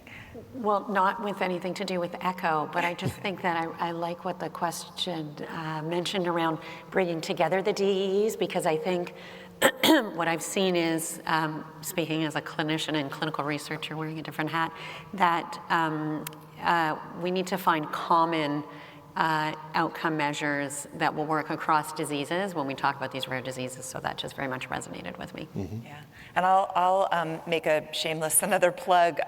As Steve mentioned, there's the Rare Epilepsy Network, which is a collaboration of 75 rare epilepsy organizations, and one of our partners is an organization called DEEP, DEE-P. You can find information about them at the Rare Epilepsy Network website, just for convenience.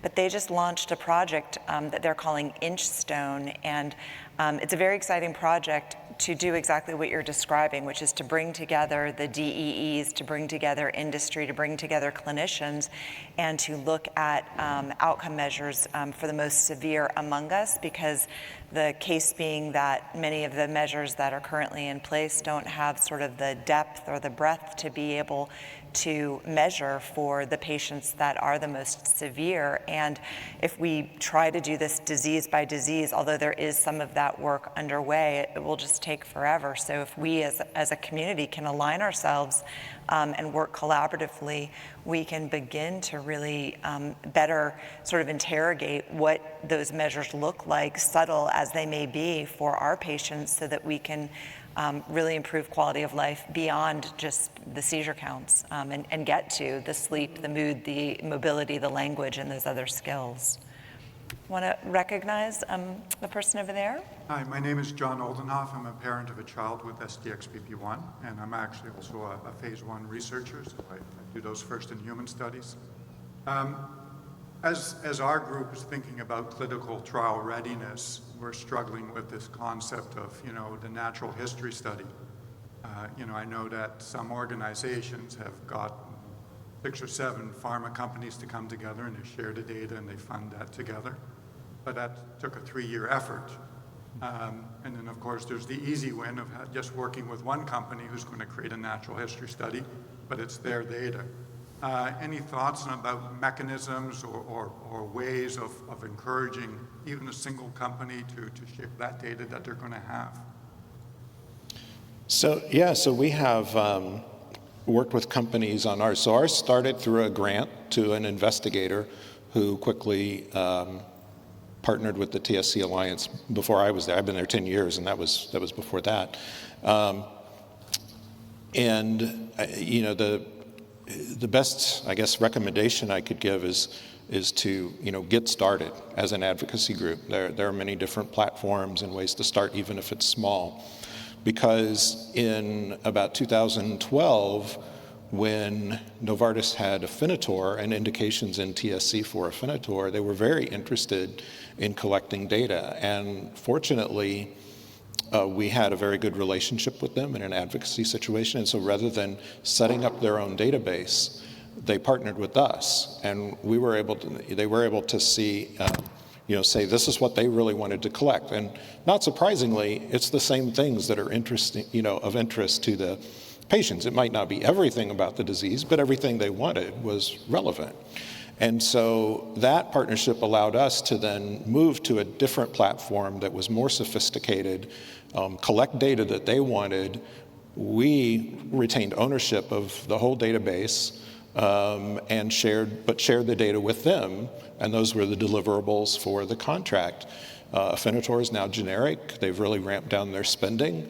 If that had been their database, it would be sitting somewhere and hard to access, but now we still have all the data and continue to build on it. So I think based on that experience, I would say, get something started, and then ideally your pharma partners will be really, and I think most of them are, would be really good partners and say, okay, we'll work with you. We don't need to own that data. We need to access that data.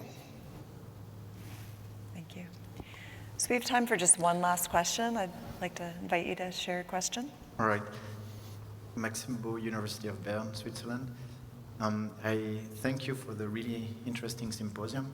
I think the viewpoint of the industry would have been interesting to have as well.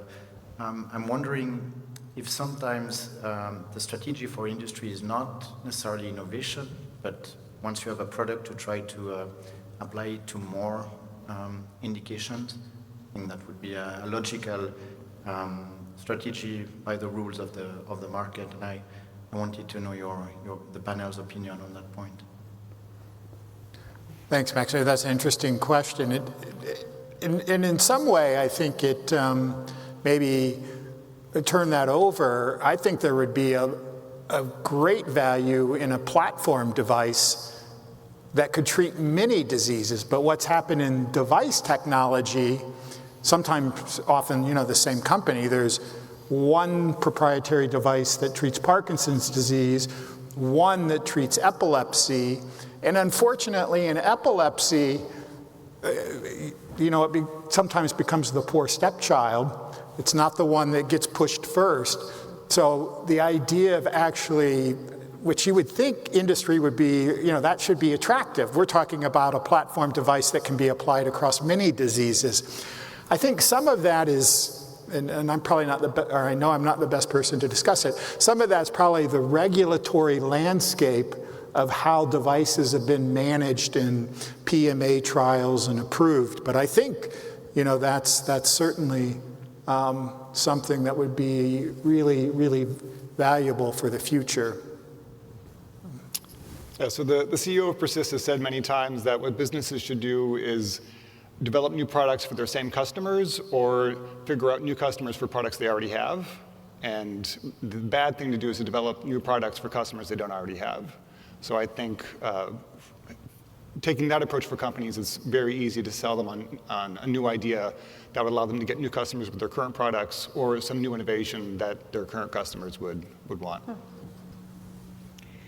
And I'd just add, my role in Pfizer just before I came to the nonprofit world was in a drug repurposing unit where we were looking for ways to identify diseases for other compounds in the pipeline or that had been put on the shelf for, non-safety reasons, right? But business decisions, et cetera. And that influences how we think about our research strategy at the TSC Alliance. Ganaxolone, Marinus is doing a phase 3 study they've announced in TSC, and that started maybe a couple of years ago when they accessed some biosamples that we'd already collected, looked for a marker. They were enthused by what they saw in the plasma, ran an open label phase 2, were happy with what they saw there and are moving to phase 3. And so those are having these resources, whether it's biosamples, whether it's a natural history, whether it's animal models, and it doesn't have to be all, but for advocacy groups or academic consortia or whatever, to have these things available, and it can accelerate the repurposing process. To do it at the point, because you go long enough, you lose the value incentives. It all depends on whether the compound's already on the market or for something else or not, or if it's still in development. But to have those things at the ready and be able to catalyze the movement forward is very powerful. Well, on behalf of the Translational Committee of the American Epilepsy Society, I just would like to say thank you for your interest in this symposium and for attending today. And Dr. O'Brien, do you have any closing remarks for us before we leave? No, just to thank and congratulate you, Eileen, and David for your brainchild of the symposium. It's absolutely fabulous. Everything we hoped it would be. And thanks, Chris, Steve, Greg, and Elizabeth for your wonderful lectures and everyone for their attention. And look forward to seeing you all in person in Nashville in 2022. Great. Thank you. Thanks, everybody. Thanks.